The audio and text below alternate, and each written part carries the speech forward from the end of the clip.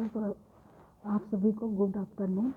आज जैसे कि आप सबको मालूम है कि आज 30 जनवरी है और 30 जनवरी को भी एक बहुत ही महापुरुष भारत के राष्ट्रपिता कहलाने वाले बापूजी की आज पुण्यतिथि है। आप सभी को पुण्यतिथि के बारे में जानकारी होना चाहिए। तो आज आप हम सब और भारत देश में पूरे हम महात्मा गांधी जी की पुण्यतिथि का आज हम मना रहे हैं।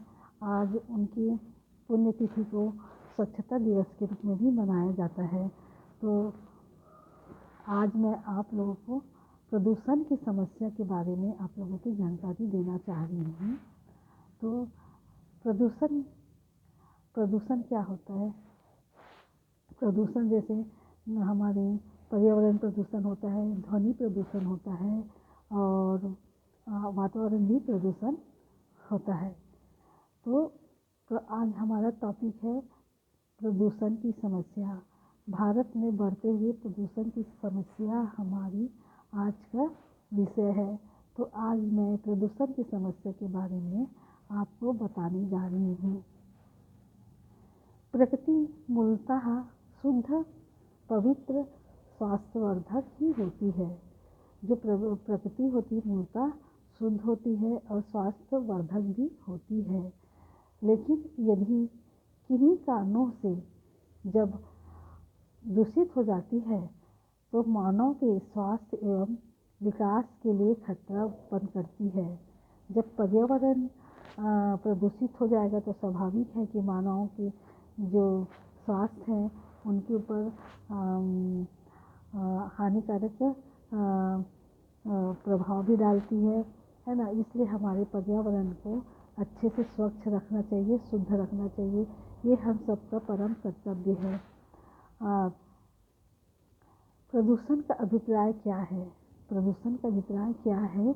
तो प्रदूषण का अभिप्राय है प्राकृतिक जो होती है वातावरण और वायुमंडल को दोषपूर्ण होना।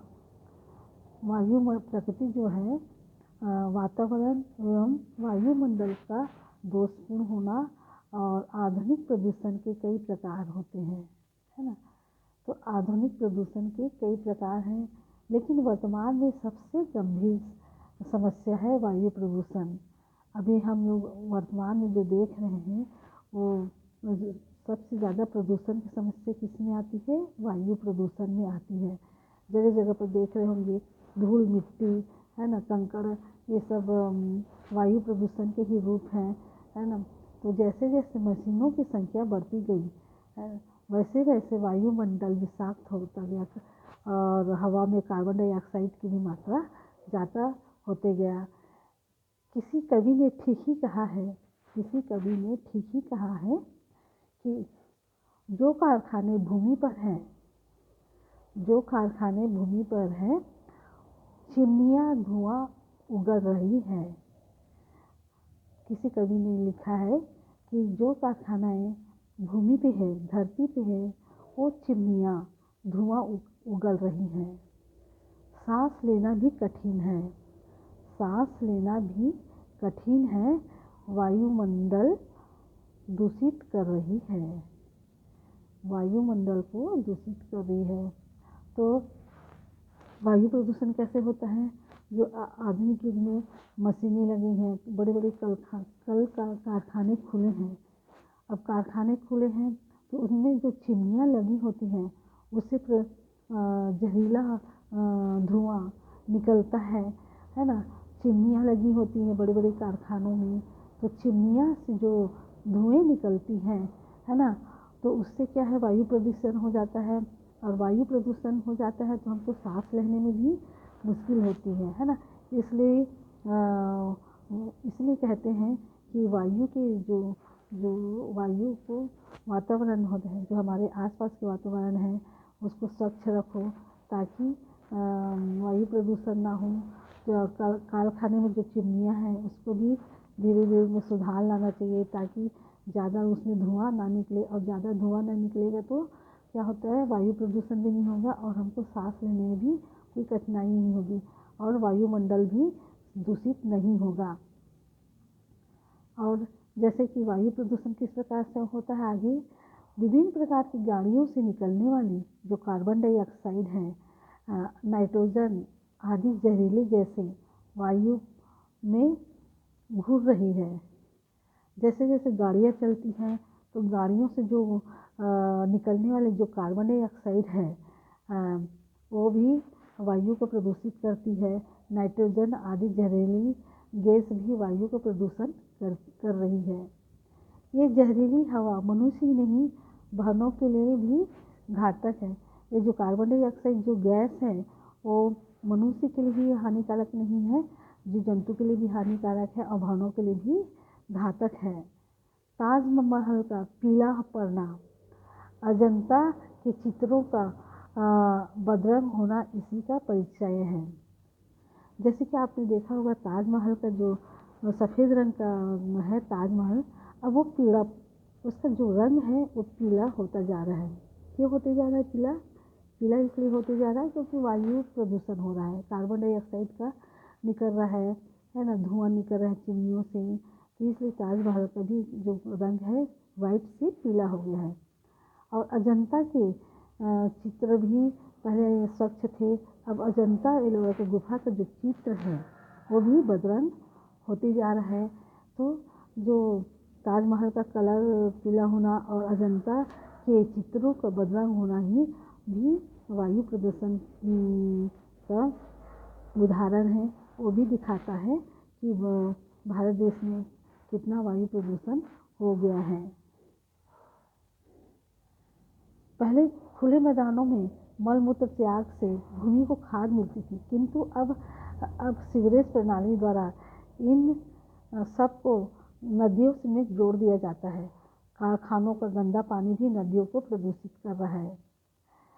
अब पहले के लोग हम लोग क्या करते थे, जब शौचालय नहीं होता था तो हम शौच करने के लिए खुले मैदानों में चले जाते थे और अपने मल मूत्र को भी त्याग करते थे, तो जिससे कि मल मूत्र से जो भूमि में खाद मिलता था, है ना, वो मल मूत्र खाद के रूप में परिवर्तित हो जाता था।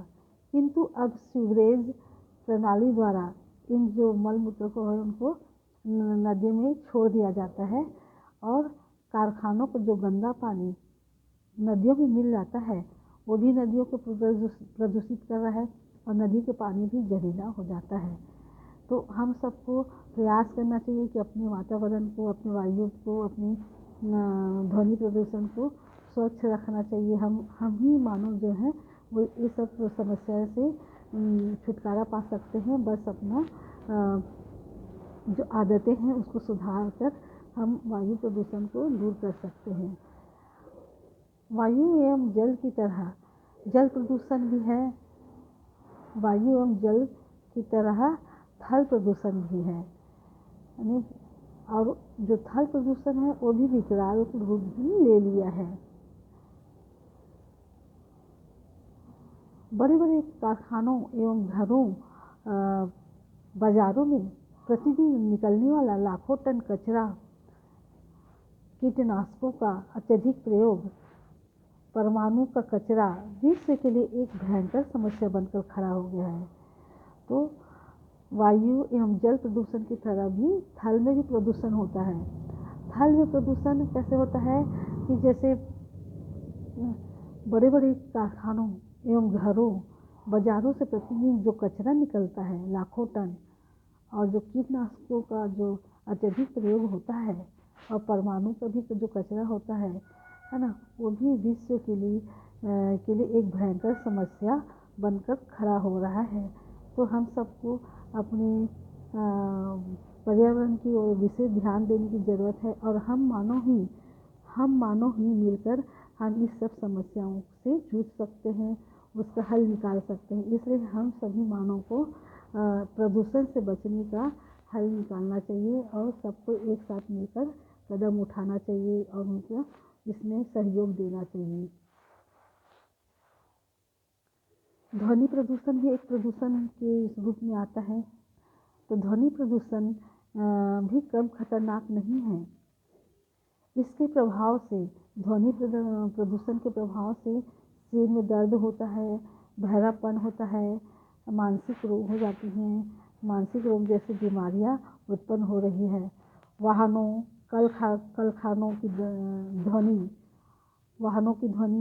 कल कारखानों की ध्वनि, बारूद का फटना आदि ध्वनियाँ हमारी शारीरिक और मानसिक स्वास्थ्य के लिए तो हानिकारक हैं।